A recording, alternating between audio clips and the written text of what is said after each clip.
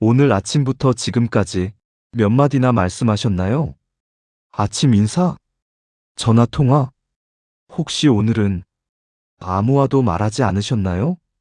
혼자 사시는 어르신들 중에는 하루 종일 입을 열지 않는 날이 일주일에 서너 번씩 되시는 분들이 계십니다. 처음엔 어색했지만 점점 익숙해집니다. 말할 일이 없으니까, 혼자 있는 게 편하니까, 괜찮아.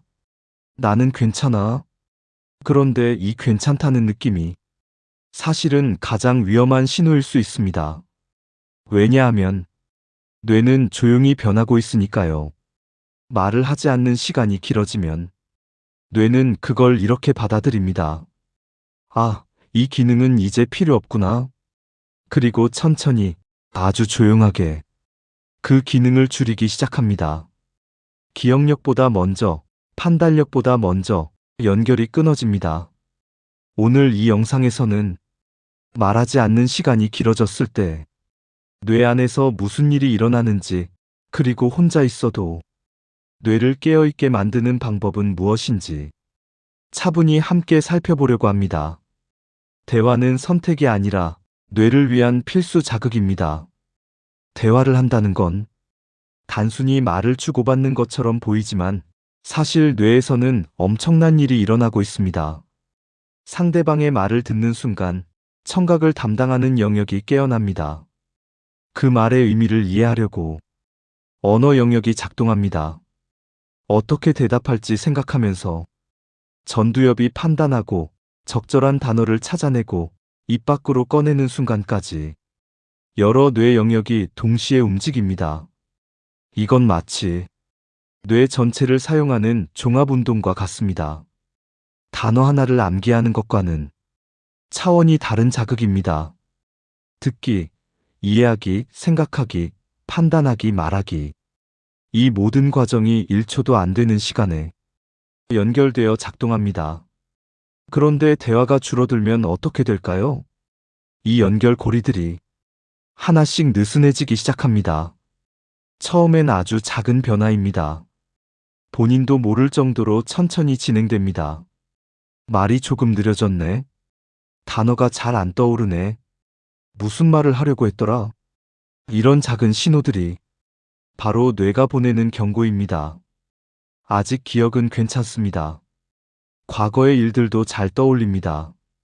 하지만 지금 이 순간 적절한 반응을 만들어내는 능력은 조금씩 약해지고 있습니다. 왜냐하면 대화는 과거를 기억하는 게 아니라 지금 이 순간을 처리하는 능력이니까요. 많은 분들이 치매를 걱정하실 때 가장 먼저 떠올리시는 게 기억력입니다. 어제 먹은 밥을 기억하나? 손주 이름을 기억하나? 물론 기억도 중요합니다. 하지만 대화가 줄어들면 기억보다 먼저 약해지는 기능이 있습니다. 바로 판단력, 주의력, 그리고 전환 능력입니다. 예를 들어볼까요? 냉장고 문을 열었는데 뭘 꺼내려고 했는지 잠깐 멍해집니다. TV를 보다가 전화가 오면 두 가지를 동시에 처리하기가 어렵습니다. 간단한 결정인데도 뭐가 좋지? 하며 오래 고민하게 됩니다. 이런 증상들, 나이 들면 원래 그렇지라고 생각하기 쉽습니다. 하지만 이건 단순한 노화가 아니라 뇌의 실행 기능이 약해지고 있다는 신호입니다. 실행 기능이란 지금 상황을 파악하고 적절한 행동을 선택하고 빠르게 전환하는 능력을 말합니다. 이 기능은 대화를 통해 계속 훈련됩니다. 상대방 말을 듣고 내 생각을 정리하고 적절하게 반응하는 과정. 이게 바로 실행 기능을 유지시키는 가장 자연스러운 훈련입니다. 그런데 대화가 없으면 이 훈련이 중단됩니다. 기억은 남아 있어도 지금 무엇을 해야 할지, 어떻게 반응해야 할지 점점 느려집니다. 멍하다는 표현, 바로 이 실행 기능이 약해진 상태를 말하는 겁니다. 실제로 있었던 이야기입니다. 70대 중반의 한 어르신, 배우자를 떠나보내신 후 혼자 사시게 되었습니다. 자녀들은 다른 지역에 살고 일주일에 한 번 정도 전화가 옵니다. 처음 몇 달은 친구들과 자주 만나셨습니다. 하지만 점점 약속이 줄어들었고 집에 혼자 계시는 시간이 길어졌습니다. 아침에 일어나서 오늘 뭐 하지? 생각만 하고 말로 꺼내진 않습니다. TV를 켜고 밥을 먹고 산책을 나가지만 하루 종일 입을 여는 일이 없습니다. 별로 불편하지 않은데 본인은 그렇게 느꼈습니다. 오히려 편했습니다. 말할 필요가 없으니까요. 그런데 6개월쯤 지났을 때 자녀가 방문해서 느낀 변화가 있었습니다. 엄마, 오늘 뭐 드셨어요? 물으면 대답이 조금 늦어집니다. 아, 뭐 먹었더라? 국? 아니 밥. 문장이 매끄럽지 않습니다. 엄마, 요즘 어떻게 지내세요? 응, 그냥. 뭐? 구체적인 표현이 줄어들었습니다. 이건 기억의 문제가 아닙니다. 먹은 건 기억하는데 그걸 말로 꺼내는 과정이 느려진 겁니다. 뇌가 대화 회로를 사용하지 않는 쪽으로 조정한 거죠. 본인은 괜찮다고 느끼지만 뇌는 이미 변화하고 있었습니다. 조용히, 아주 천천히 대화 능력부터 줄어들기 시작한 겁니다. 뇌는 우리 몸에서 가장 많은 에너지를 쓰는 기관입니다. 몸무게의 2%밖에 안 되지만 전체 에너지의 20%를 사용합니다. 그래서 뇌는 매우 효율적으로 작동하려고 합니다. 자주 사용하는 기능은 강화하고 사용하지 않는 기능은 줄입니다. 이게 바로 신경가소성입니다. 근육과 비슷합니다. 운동하면 근육이 생기고 안 쓰면 줄어듭니다. 뇌도 마찬가지입니다. 대화를 자주 하면 그 회로가 강해지고 대화를 안 하면 그 회로가 약해집니다. 그런데 근육과 다른 점이 있습니다. 근육은 눈에 보입니다. 팔이 가늘어지는 게 보이죠. 하지만 뇌는 조용히 변합니다. 본인도 모르게, 가족도 한동안 모르게 서서히 에너지 절약 모드로 전환됩니다. 말 안 해도 생각은 하니까 괜찮아. 이렇게 생각하시는 분들이 많습니다. 하지만 뇌는 생각만으로는 부족합니다. 실제로 사용해야 그 기능이 유지됩니다. 나는 말은 안 해도 생각은 많이 해. 이렇게 말씀하시는 분들이 많습니다. TV를 보면서 생각하고 누워서도 이런저런 생각을 합니다. 그러니까 뇌를 쓰고 있는 거 아닌가요? 안타깝게도 그건 충분하지 않습니다. 머릿속으로 생각만 하는 것과 입 밖으로 말을 꺼내는 것은 뇌가 사용하는 영역이 다릅니다. 생각은 주로 내부에서만 맴돕니다. 하지만 말을 하려면 그 생각을 정리하고 적절한 단어를 선택하고 문장으로 만들어서 입 밖으로 꺼내야 합니다. 이 과정에서 훨씬 더 많은 뇌 영역이 활성화됩니다. 그래서 혼잣말도 말입니다. 오늘 날씨 좋네. 점심은 뭐 먹을까? 이 드라마 재미있네. 소리내서 말하는 순간 뇌는 그걸 실제 대화처럼 처리합니다. 언어 중추가 깨어나고 발성기관이 움직이고 자기 목소리를 다시 듣습니다. 이 모든 게 뇌 자극입니다. 말 안 해도 괜찮다고 느끼는 순간 뇌는 이미 그 기능을 줄이기 시작했을 수 있습니다. 괜찮다고 느끼는 게 사실은 가장 위험한 신호입니다. 왜냐하면 감각이 둔해졌다는 뜻이니까요. 그렇다면 내 뇌가 지금 괜찮은지 스스로 점검할 수 있는 방법이 있을까요? 간단한 신호 3가지를 알려드리겠습니다. 첫 번째, 오늘 하루 몇 마디나 말했는지 세어보세요.